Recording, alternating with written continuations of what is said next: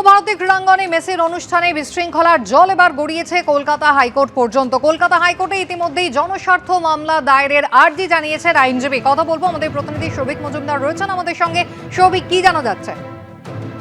দেখো, এখনো পর্যন্ত এই যুবভারতী কাণ্ডে দুটি জনস্বার্থ মামলা দায়ের করার জন্য আবেদন জানানো হয়েছে এবং দুটি মামলাই দায়ের করার জন্য মাননীয় ভারপ্রাপ্ত প্রধান বিচারপতি সুজয় পাল তিনি অনুমতি দিয়েছেন এবং প্রথম মামলাটি দায়ের করার আবেদন জানিয়েছেন আইনজীবী বিল্লদল ভট্টাচার্য। তার বক্তব্য হলো যে যুবভারতীতে যে ঘটনা ঘটেছে সেই ঘটনার প্রেক্ষিতে সার্বিকভাবে পশ্চিমবঙ্গের পক্ষে সেটা কিন্তু খুব একটা ভালো লক্ষণ নয় এবং বিশ্বের দরবারে পশ্চিমবঙ্গের ভাবমূর্তি কালিমালিপ্ত হয়েছে।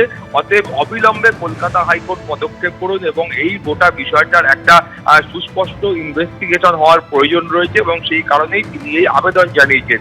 এবং দ্বিতীয় আবেদনটি করেছেন আইনজীবী সব্যসাচী চট্টোপাধ্যায়। তার বক্তব্য হলো যে এই ঘটনার ক্ষেত্রে সিরিয়াস ফ্রড ইনভেস্টিগেশন অফিস বা SFIO কে দিয়ে একটা ইনভেস্টিগেশন করানো হোক এবং এই ঘটনার পেছনে কোথায় কোথায় আর্থিক গোলযোগ রয়েছে এবং কি ধরনের মনিটারি ট্রানজাকশন হয়েছে বা আর্থিক লেনদেন হয়েছে সেই গোটা বিষয়টা খতিয়ে দেখা হোক এবং যারা এই অব্যবস্থার সঙ্গে যুক্ত রয়েছে তাদের বিরুদ্ধে কঠিন পদক্ষেপ গ্রহণ করা হোক, সেই মর্মেও আবেদন জানানো হয়েছে।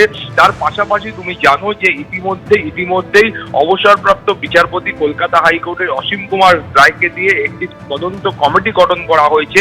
সেই কমিটির বৈধতাকেও কিন্তু এই দুটি মামলায় চ্যালেঞ্জ করা হয়েছে এবং সেখানে একেবারে স্পষ্টভাবে বলা হয়েছে যে এইভাবে একেবারে তাড়াহুড়ো করে যে কমিটি গঠন করা হয়েছে সেই কমিটির কার্যত কোনো বৈধতা নেই এবং এই কমিটির ভূমিকা নিয়েও তারা কিন্তু সন্দিহান। ফলে সব মিলিয়ে তারা চাইছেন যে অবিলম্বে কলকাতা হাইকোর্ট এই গোটা বিষয়টার ক্ষেত্রে পদক্ষেপ করুন এবং এই যে অব্যবস্থার একটা চূড়ান্ত ছবি যেটা সল্টলেক স্টেডিয়ামে ভাঙচুর পর্যন্ত গড়িয়েছে এবং মেসির আশাকে কেন্দ্র করে যে গোটা ঘটনা সেদিনকে গোটা বিশ্ব পর্যবেক্ষণ করেছে তার প্রেক্ষিতে কোথাও গিয়ে এই আইনজীবীদের মনে হয়েছে যে এই গোটা বিষয়টা হয়তো ঠিক হয়নি এবং সেই কারণেই তারা কলকাতা হাইকোর্টে এসেছেন। চলতি সপ্তাহে শুনানি হলে তারপরে স্পষ্ট হবে যে কলকাতা হাইকোর্ট কি নির্দেশ দেয়। কুসুমিতা, ধন্যবাদ।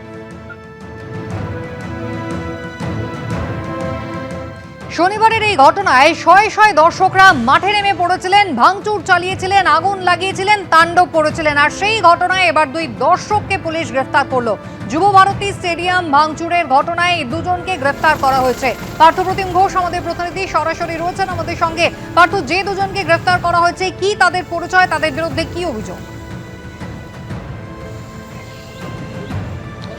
দেখো, তাদের মধ্যে দুজনের নাম হচ্ছে শুভ্রপ্রতিম দে এবং গৌরব বসু।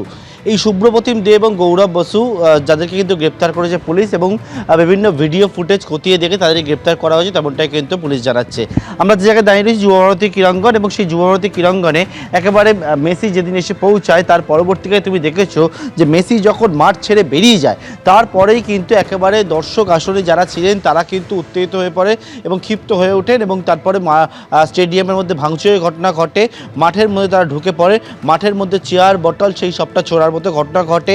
যে বারপোস্টের যে নেট সেটাও কিন্তু ছিঁড়ে দেওয়ার মতো ঘটনা ঘটে।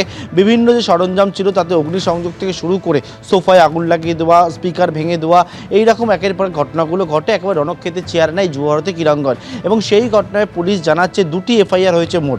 একটা হচ্ছে 216 নম্বর FIR যেটা বিধাননগর দক্ষিণ থানা, অপরটাই 218 নম্বর FIR এবং এই 216 নম্বর যে FIRটা তাতে তুমি জানো যে ইতিমধ্যে 17 দত্তকে গ্রেপ্তার করেছে সেই একটা মামলা।